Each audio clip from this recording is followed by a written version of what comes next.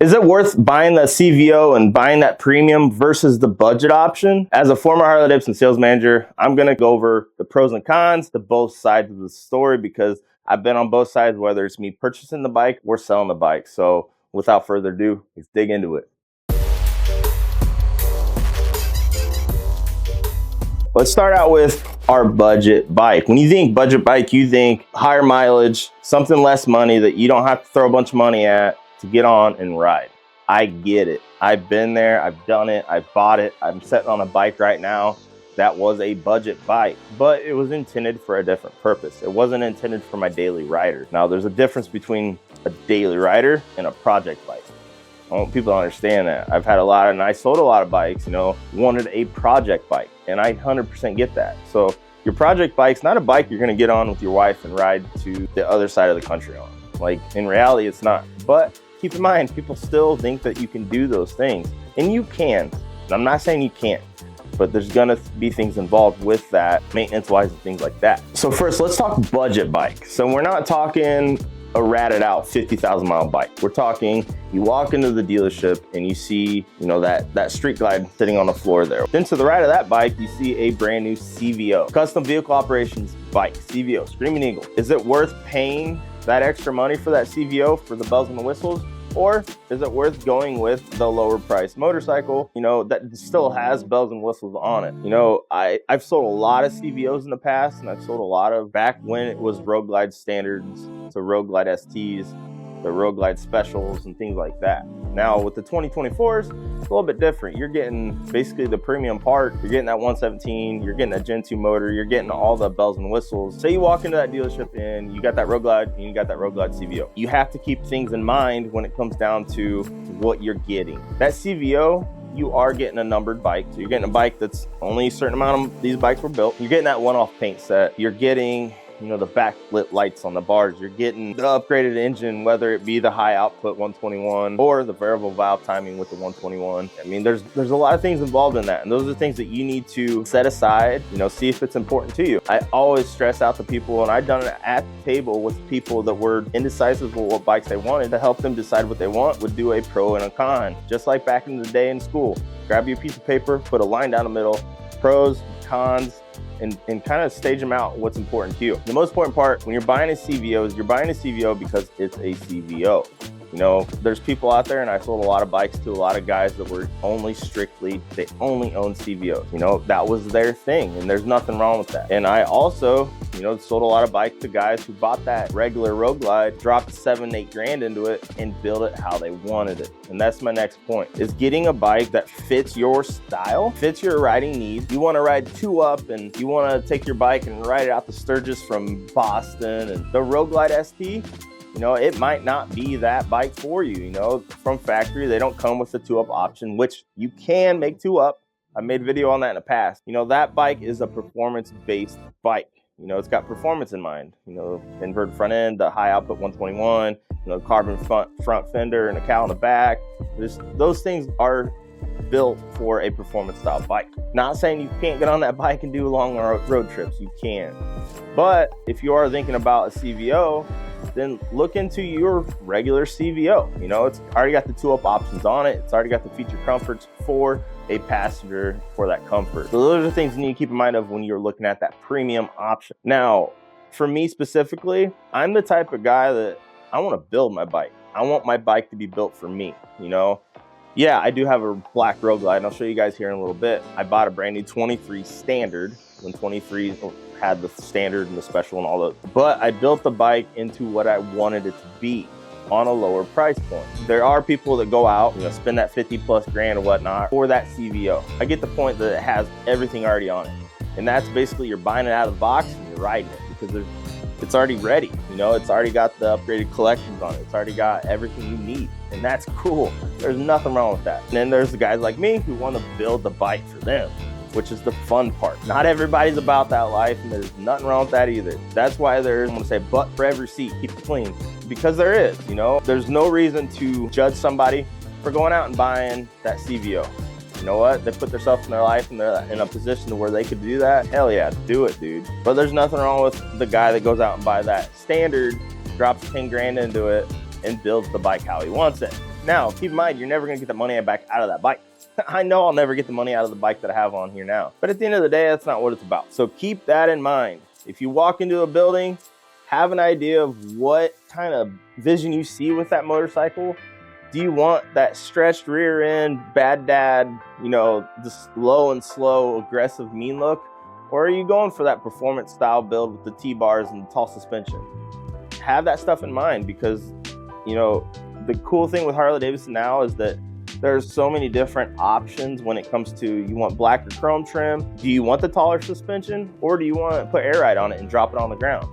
Do you want the big apes? Do you want T-bars? There's so many different things, and that's the coolest part with Harley-Davidson, is that you can fully customize it however you want and build the bike how you want it. So keep that in mind. If you want to just go into that building and pick up that CVO that has everything done to it already, and you like the way that bike's set up for you, and you like the way the seat feels, you like the way the arm position is for you on the bike, that means that bike could be right for you. But if you want to go in there and build a bike and build it how you want it and get it set up how you want it, then go with the option of, having that standard. But let me turn the camera over here so you guys can check out my Road Glide and kind of go through some of the things that I've done to kind of make it how I want it. A lot of people, when I pull up on this thing, they think it's a special. The wheels are basically the only thing on it that looks stock.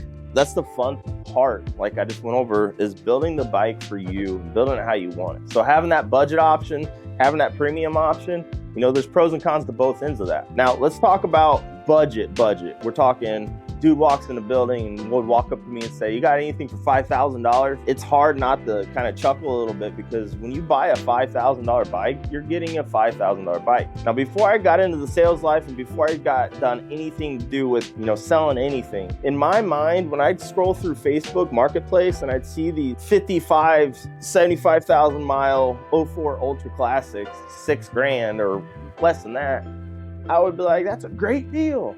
And you know what? It sounds nice until the point of maintenance. So yeah, you go out and buy that $5,000, 75,000 mile bike. You get it, you throw it on that trailer, or you ride it home. You could get a bike that handles well, does well, don't have to worry about anything. And you know what? That's awesome, because that doesn't happen very often. You got to keep in mind, yes, you are buying a $5,000 bike. Yes, you are getting a bike that's cheap. But at the end of the day, think about the maintenance that a bike could possibly need. Not saying it will, but it could. A 75,000 mile bike's gonna need a lot more maintenance than a bike with 10,000 miles on it. And it's just how it is. It's a mechanically built object. It's a combustible engine that in time, rings go, valves, seals, all types of stuff can go on them. And that's just part of ownership that people need to remember and understand and know. I couldn't count on my hands how many times I've seen young dudes come in, went out and bought a really cheap bike, and they love that thing, and we're knuckling, we're, hell yeah, dude, and you know what, there's nothing wrong with that. I'm happy for you. But 3 months later, it comes in, my bike's down. What happened? Well, my transmission went out. Man, how many miles does it have on it? 55,000. It's important to know the history on it. You can pick up a cheap old bike, and some dude could have went through it and done everything, new cam chain tensioners, new this, that, and you could be fine. So I'm not sitting in here telling you don't go out and buy cheap bikes. Shit, I've done it. I'm sitting on one. But at the end of the day, you need to know what you're purchasing. You need to know what you're buying. You need to know and keep in mind of the cost of that motorcycle, okay? So let's compare that budget bike to, say you're just walk in, you find a regular street glide set on the floor. Say the bike's $15,000 more than the bike you're looking at. That sounds like a lot of money. At the end of the day, that bike's gonna have that warranty. You're not gonna have to worry about, the engine, transmission, and things like that. You're covered. You have nothing to worry about. So yes, you are paying a little bit more, but at the end of the day, you got that peace of mind knowing that you can take that bike, you can get on it and ride across the country, and you are perfectly covered. You're fine, you're good to go. And I've seen this too. Sitting at the table, you're looking at, I'm gonna say it because this is exactly what happened. A 2018 Street Glide Special. You got a 23 Street Glide Special sitting right next to each other. You're like $6,000 difference in price. At the end of the day, if you decide hey, I wanna go out and buy the pre-owned bike and I'm gonna add a warranty, I'm gonna add everything on the back end, which is fine too. That payment comes up because you added on everything. And then you have a brand new bike sitting right here that the payment's $10 more than what you're paying for that 18. With that specific customer, when they went back to the office and seen that on the papers, it made sense to go with the new one. So always outweigh what's important to you. You know what? Maybe that used bike is a better deal. Take it. But always, always, always understand what you're buying. Understand the cost of ownership and what you're buying, because that stuff is really, really important. And a lot of people don't think about that. So yes, there are tons of pros to buying pre-owned. There's tons of pros to buying a budget bike, but there are a ton of pros to buying that newer bike too. Now, the premium CVOs and stuff like that, you know, that's up to that specific rider, where they're at in their lives, what they want out of a motorcycle. And if they just want to get on and ride and go and have the cool stuff already on it, do it, man. So I hope that answers some of the questions. I've had a lot of people asking me, you know, is it worth buying that $50,000 bike, or is it worth buying the lower end price bike? There's a lot of different categories when it comes to it. You got your budget bike, we're talking cheap, we're talking your regular bike, and then your premium bike. So there's 3 different categories.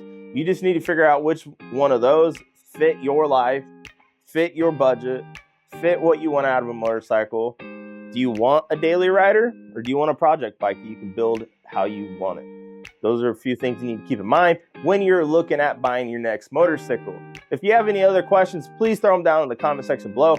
Hit that subscribe button. And if you have any other topics you guys want to know about, please let me know, because I'm here to dig into it and explain it to you guys and help out as much as I can. So again, thank you for coming to hang out at RideOrRot. So we will catch you next time, guys. Take it easy.